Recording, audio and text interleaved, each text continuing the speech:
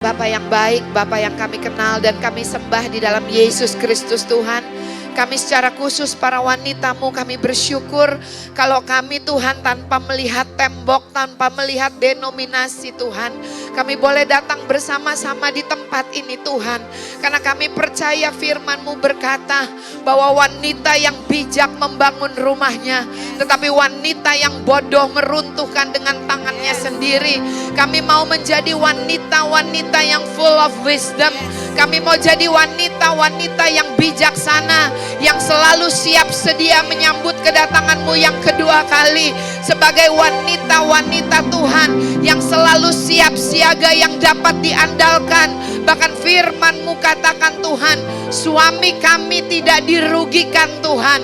Bahkan Kau berkata bahwa suami kami dikenal di pintu-pintu gerbang. Karena ada seorang wanita yang berdiri di hadapan-Mu, yang berdoa buat keluarganya, yang berdoa buat suami dan anak-anaknya ya Tuhan. Dan bahkan terlebih lagi Tuhan, Tuhan menjadikan kami sebagai penolong buat para imam. Tuhan menjadikan kami Tuhan punya kemampuan untuk menjadi rekan sekerja-Mu Tuhan. Terima kasih Tuhan, ajar kami Tuhan. Kami percaya Tuhan sudah mengurapi kami. Karena Roh Kudus ada pada setiap kami. Sehingga setiap kami punya kemampuan untuk mengerti apa yang menjadi isi hati Tuhan. Apa yang menjadi kehendak Tuhan di dalam hidup setiap kami sebagai wanita-wanita-Mu Tuhan. Bahkan Kau berkata di dalam kitab Yesaya, waktu kami wanita encourage each other, waktu kami wanita saling bergandengan tangan, kami akan menjadi pasukan yang begitu kuat Tuhan. Oh ralabahyasina. Tuhan terima kasih. Kami bersyukur Tuhan buat keberadaan kami. Kami percaya Engkau menjadikan kami fearfully and wonderfully made Tuhan. Terima kasih Tuhan. Berbicaralah buat setiap kami melalui kebenaran firman-Mu. Kami percaya Tuhan Kau akan menyingkapkan pribadi-Mu. Engkau akan menyingkapkan siapa kami Tuhan. Bahwa kalau kami ada, tidak ada yang kebetulan. Tetapi ada rancangan dan rencana Tuhan yang luar biasa bagi setiap kami. Terpujilah Engkau Tuhan, di dalam satu nama Yesus Kristus Tuhan. Kami alaskan doa kami. Biarlah setiap kita yang bersuka cita menyambut firman Tuhan sama-sama katakan amin. Shalom, puji nama Tuhan. Silakan duduk, senang sekali bisa kumpul sama-sama lagi sebulan sekali. Walaupun cuma sebulan sekali tapi sangat dinanti-nantikan kalau teman-teman ibu-ibu, cewek-cewek lihat nih dekorasinya luar biasa gitu ya. Ada yang bawa kain sisa dari rumah gitu kan ya. Ada yang bawa karpet, ada yang bawa pajangan. Semua dikumpulin jadi satu. Saya percaya wanita tuh kalau jadi satu luar biasa. Bilang kiri kanannya kita tuh luar biasa loh kalau jadi satu. Amin ya. Nah hari ini karena temanya lagi Arabik begini, kok Arabik ya, Timur Tengah, Mediterranean. Saya tuh kok ditaruhkan untuk kita belajar sama-sama tentang Esther ya. Siapa di sini udah pernah baca kitab Esther? Yang belum juga nggak apa-apa gitu ya. Nah kita mau belajar sama-sama dari seseorang yang bernama Esther atau Ratu Esther. Nah saya mau katakan bahwa riwayat Ratu Esther tuh sangat menarik. Ya, bahkan seperti dongeng 1001 malam ya, cerita tentang Ratu Esther. Bahkan banyak orang terinspirasi gitu ya, kasih nama anaknya Esther ya gitu kan. Nah di sini dikatakan bahwa meskipun di dalam kitab Esther tuh nama Allah tidak muncul satu kali pun ya di dalam kitab Esther gitu ya. Tapi kita bisa melihat kalau kita membaca kitab Esther, bahkan saya pernah baca novelnya, buku rohaninya dari Tommy Tini itu adalah One Night with the King. Itu luar biasa, saya tuh kayak orang gak bisa tidur gitu ya. Kayaknya kalau udah ngantuk tidur pagi-pagi buru-buru bangun lagi, baca lagi buku itu gitu ya. Bukunya tuh menarik banget. Tapi kalau yang gak suka baca buku, ada filmnya ya, One Night with the King, nonton deh. Luar biasa gitu ya. Nah saya mau katakan keterlibatan dan kehadiran Tuhan itu sangat nyata di dalam setiap bab di dalam buku Esther. Jadi ada 10 bab di dalam buku Esther ya, yang nulis tentang Esther gitu. Nah oleh karena itu saya mau katakan ada sebuah cerita di Iran, saudara, ya, pada tahun 1959 ada seorang raja atau mungkin pangeran, saya kurang paham, saudara ya. Saat itu dia masih pangeran atau udah raja. Itu namanya, udah raja, saudara ya. Syah Muhammad Reza Pahlavi. Ya, pernah dengar? Ya boleh. Nah, itu ada gambarnya tuh. Kalau nggak kelihatan di situ, ada di situ, saudara ya. Nah, dia dari Iran. Dan dia menikahi seorang wanita muda sederhana namanya Faradiba. Nah, pernah dengar yang namanya Faradiba? Seorang mahasiswi modern berusia 21 tahun. Dinikahi sama Raja Reza Pahlavi ini ya. Lalu pada tahun 1967 Syah Iran ini menobatkan Faradiba ini sebagai permaisurinya.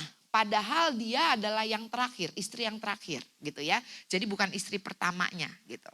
Jadi menobatkan dia dan menyatakan dia sebagai ratu atau permaisuri, diangkat gitu ya. Jadi sebelumnya tuh udah ada 2, saudara ya.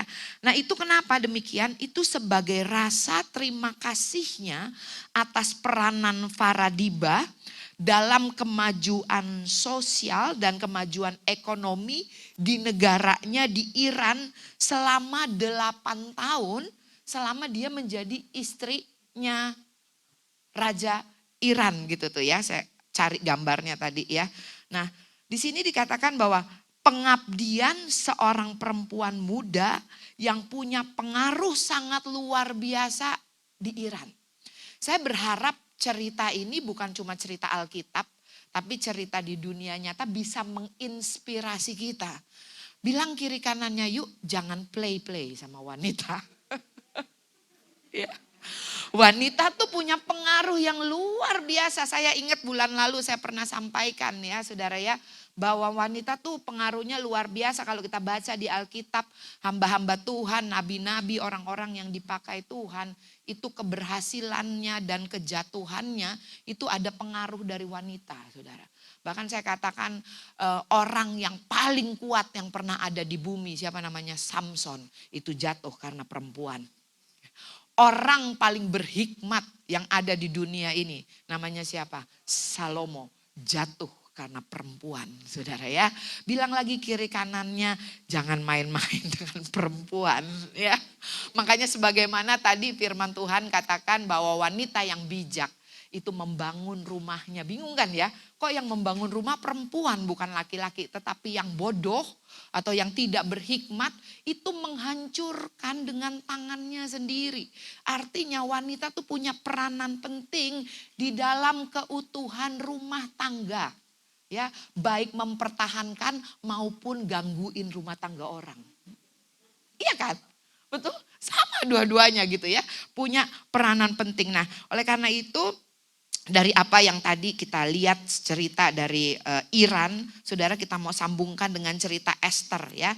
Pelajaran apa sih yang kita bisa ambil, kita bisa dapat dari seorang wanita yang bernama Esther, seorang yatim piatu yang akhirnya menjadi ratu gitu ya. Dan bukan cuma menjadi ratu loh, Esther tuh menyelamatkan bangsanya ya.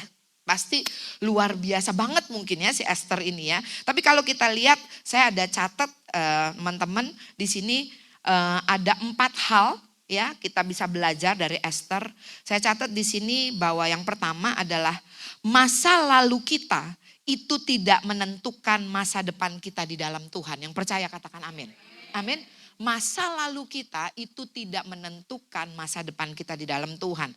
Lalu yang kedua ada persiapan. Nah, di dalam Tuhan tuh selalu ada persiapan. Maksudnya persiapan, saudara, kita nggak pernah tahu apa yang kita lewati. Saya nggak tahu di masa muda kita apa yang pernah kita lewati gitu ya. Tapi saya percaya Tuhan itu selalu sanggup turut bekerja untuk mendatangkan kebaikan di dalam hidup kita.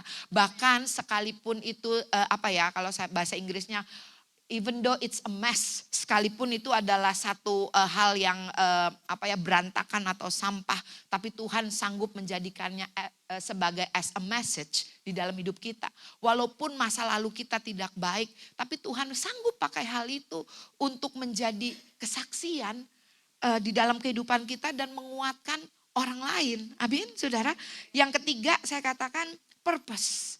Bilang kiri kanannya, hidup kamu punya tujuan. Ya, hidup kita tuh punya tujuan, saudara. Nggak ada kita lahir di dunia ini nih cuma karena kebetulan gitu, enggak. Tapi setiap kita tuh punya tujuan ilahi, punya tujuan yang luar biasa. Bahkan saya katakan, saya pernah isi podcast di tempat Bu Elsa nih di IRC Sawangan gitu ya. Itu banyak wanita hari-hari ini merasa, ngapain menikah, enak sendiri. Hidup kita tuh punya purpose loh. Banyak orang yang menyesali hidupnya. Banyak yang galau. Udah sekolah tinggi-tinggi, capek-capek gitu kan. Akhirnya cuma ngurusin suami dan ngurus anak. Ada yang menyesali itu loh saudara. Tapi saya mau katakan bahwa apapun yang kita lewati itu tidak akan pernah sia-sia. Karena Tuhan sanggup turut bekerja di dalam segala perkara di dalam hidup kita untuk mendatangkan kebaikan. Amin. Lalu yang keempat yaitu tadi yang saya katakan.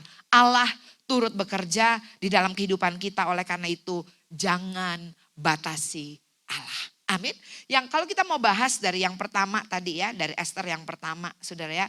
Tadi saya katakan bahwa masa lalu kita itu tidak menentukan masa depan kita di dalam Tuhan. Saya ambil dari kitab Esther 2 ayat 7 dan 17. Firman Tuhan katakan, Mordekai itu pengasuh Hadasa. Hadasa itu namanya Esther saudara ya. Yakni Esther, anak saudara ayahnya. Sebab anak itu tidak beribu bapak lagi. Gadis itu elok perawakannya dan cantik parasnya. Ketika ibu bapaknya mati, ia diangkat sebagai anak oleh Mordekai. Artinya Esther itu adalah anak yatim piatu. Tidak ada support system di dalam kehidupannya. Dia cuma sendirian. Tetapi saya percaya firman Tuhan katakan. Tuhan bilang sama setiap kita. Apa saudara? Tuhan tidak pernah membiarkan meninggalkan kita jadi yatim piatu. Amin. Amin. Kenapa? Karena ada penolong yang Tuhan siapkan di dalam kehidupan kita. Kalau kita lihat 2 Korintus 5 ayat 17 bilang begini. Jadi siapa yang ada di dalam Kristus, ia adalah ciptaan yang baru. Karena yang lama sudah berlalu, sesungguhnya yang baru sudah datang. Boleh gak bilang lagi kiri kanannya, kita adalah ciptaan yang baru di dalam Tuhan. Biasanya ibu-ibu nih ya kan, seneng deh sama yang baru-baru, apalagi baju baru, tas baru gitu ya. Kalau pasangan gak usah baru lah ya. Sama aja, kurang lebih.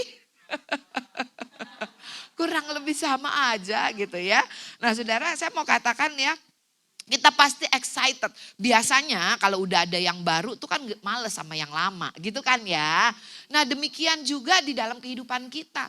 Bahwa kita yang ada di dalam Kristus, kita tuh adalah ciptaan yang baru. Harusnya kita tuh semangat, kita tuh excited untuk menghidupi kita yang baru di dalam Tuhan. Bahwa kita yang baru di dalam Tuhan kita itu tidak terbatas. Bahkan yang lebih lagi saudara saya mau katakan Tuhan itu ada di pihak kita. Dan kalau Tuhan ada di pihak kita siapakah yang boleh jadi lawan kita. Yohanes 1 ayat 12 bilang begini. Tetapi semua orang yang menerimanya diberi kuasa menjadi anak-anak Allah.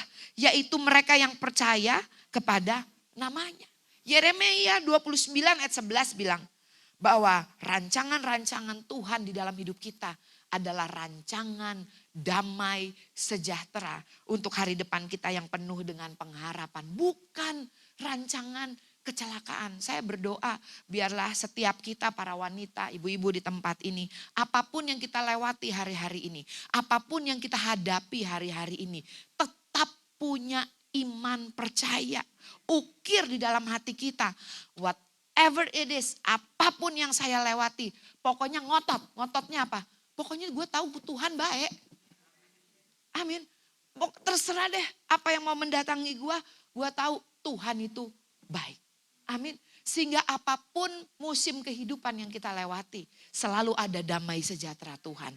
Selalu punya apa ya? Punya kerinduan untuk selalu memuji dan bersyukur kepada Tuhan. Kenapa? Karena apapun yang kita lewati itu tidak jauh lebih besar daripada janji Tuhan dan kasih Tuhan di dalam kehidupan setiap kita. Amin, saudara. Dan saudara, Amsal 23 ayat 18 firman Tuhan katakan bahwa masa depan kita sungguh ada di dalam Tuhan. Bahkan terjemahan bahasa Inggris di dalam Yeremia 29 ayat 11 katakan expected end. Artinya apa? Artinya akhir yang pasti. Ujung yang pasti. Bilang kiri kanannya, hidup gue sih pasti. Amin. Kita tuh gak kayak layangan putus, saudara. Hidup kita tuh ada kepastian di dalam Tuhan. Bilang lagi kiri kanannya, maka jadi perempuan yang suka galau. Amin. Kenapa? Karena pasti saudara ya, kita punya yang pasti di dalam Tuhan. Nah balik lagi di dalam Ester 2 ayat 7 sampai 17. Maka Ester dikasihi oleh Baginda lebih daripada semua perempuan lain. Dan ia beroleh sayang dan kasih Baginda lebih daripada semua anak darah lain. Sehingga Baginda mengenakan mahkota kerajaan kepadanya dan mengangkat dia menjadi ratu ganti Wasti. Dari seorang anak yatim piatu, anak yang enggak punya apa-apa, menjadi seorang ratu, saudara ya. Menjadi seorang yang kaya banget, menjadi seorang pendamping. Saya percaya every woman punya dream as a princess, as a queen. Betul saudara ya. Tapi kita juga mesti belajar menjadikan suami kita king kalau kita mau jadi queen. Waduh gak gampang ya. Betul gak? Gimana mau jadi queen? Kalau suaminya gak pernah merasa jadi king, saudara. Ya, oke puji Tuhan. Lanjut ya saudara ya.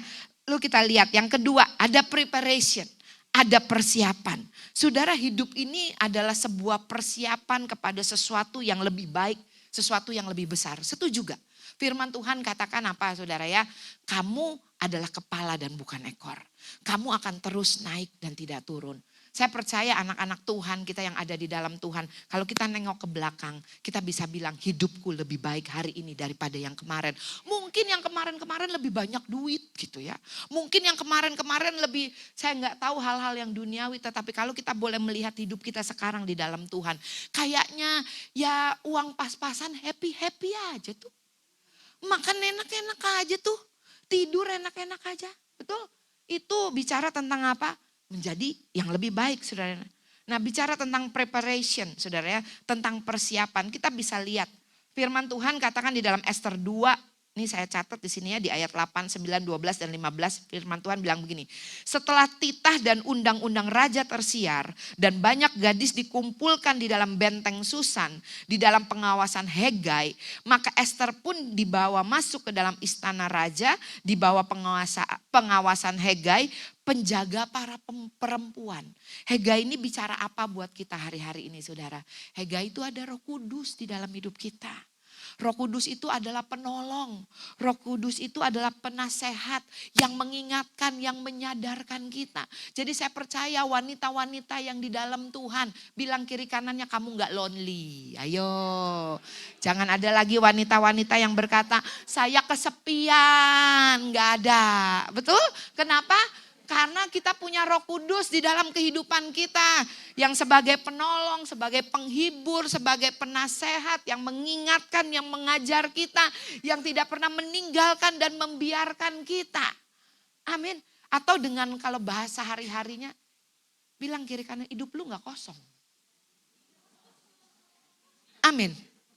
Gak kosong. Kenapa?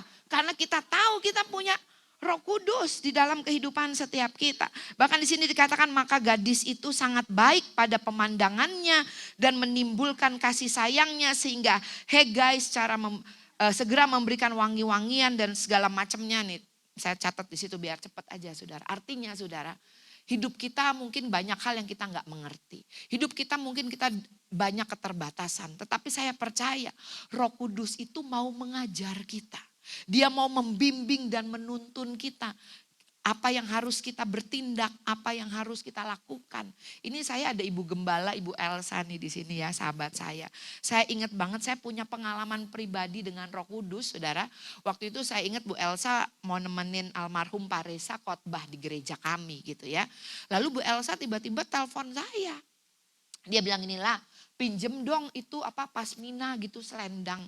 Saya pakai tangan buntung gitu ya Bu ya. Dan waktu itu ya dia bilang gereja kamu kan suka dingin, boleh nggak pinjem gitu ya. Saya bilang oh, oke boleh. Setelah dia ngomong gitu dia tutup saudara. Saya nih dulu mismatching ya sampai sekarang sih. Kalau dulu nggak matching nggak bisa tidur sekarang sih aman gitu ya. Udah sembuh, dulu gue pikir gue keren ternyata gue sakit jiwa. Ya saudara. Saya pikir waduh dia minta pasmina saya lupa nanya. Lu pakai baju apa gitu maksudnya. Kan mismatching kan ya kan. Saya lupa, saya coba teleponin gak diangkat-angkat. Ya udah saya ambil aja, saya ada beberapa pasmina. Saya dalam hati nih saya gini, udah deh saya ambil warna krim aja. Karena saya pikir kalau warna krim kan adalah warna yang paling mudah matching sama kemana-mana gitu kan. Waktu saya mau ngambil pasmina warna krim, ini di dalam ngomong gini, merah. Merah, saya bilang.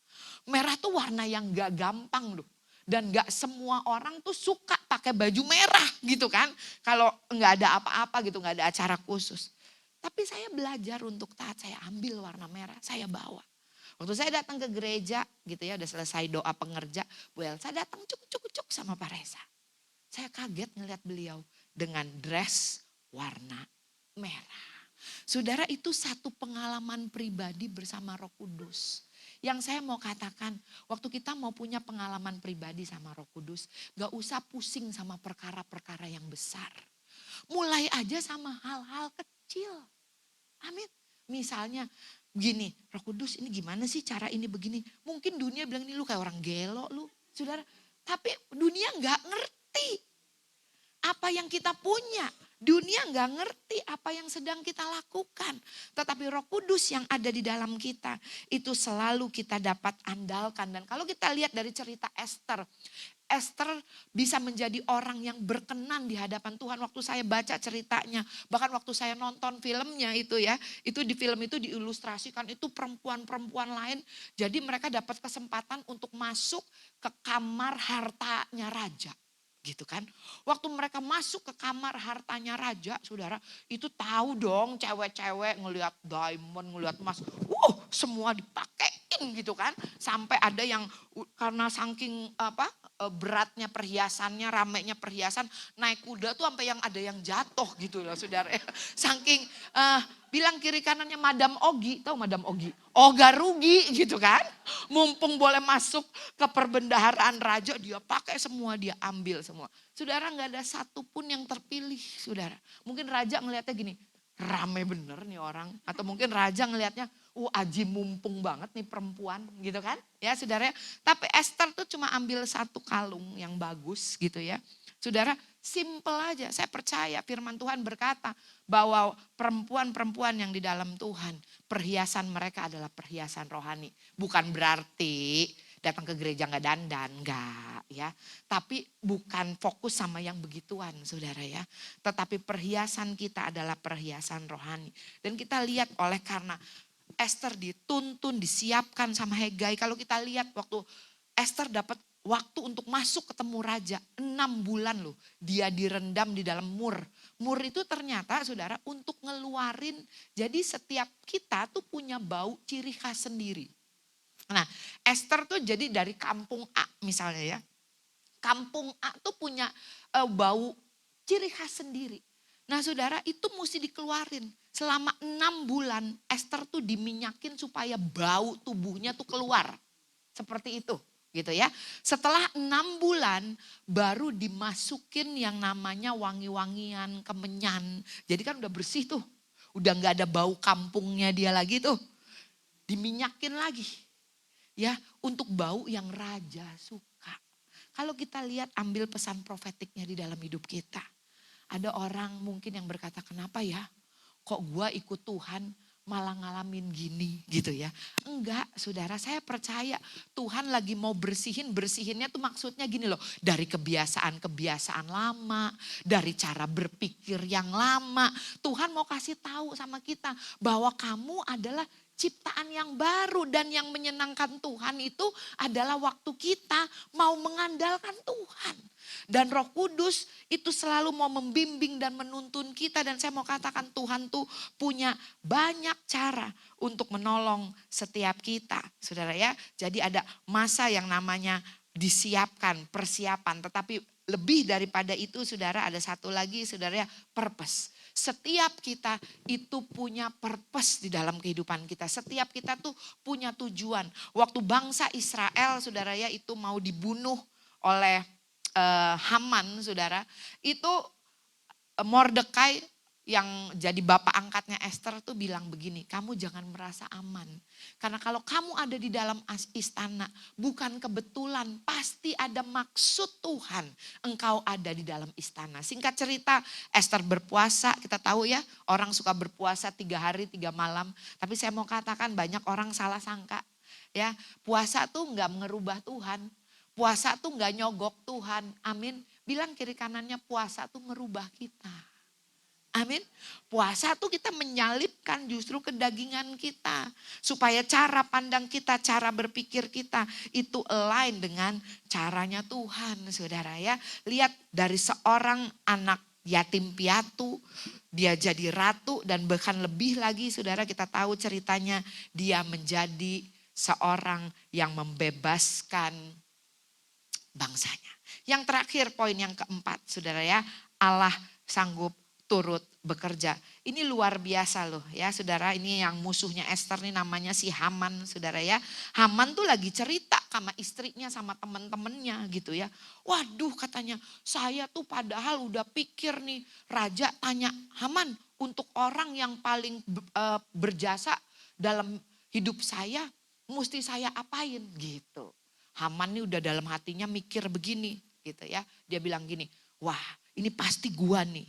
Ini pasti gua nih. Ya, dia bilang, oh mesti dibeginiin. Pakein baju raja, pakai kudanya raja, dia bawa jalan keliling. Wah, terus kata raja, ya udah itu kamu lakukan atas musuhnya si Haman itu Mordekai. Jadi omnya Esther gitu ya.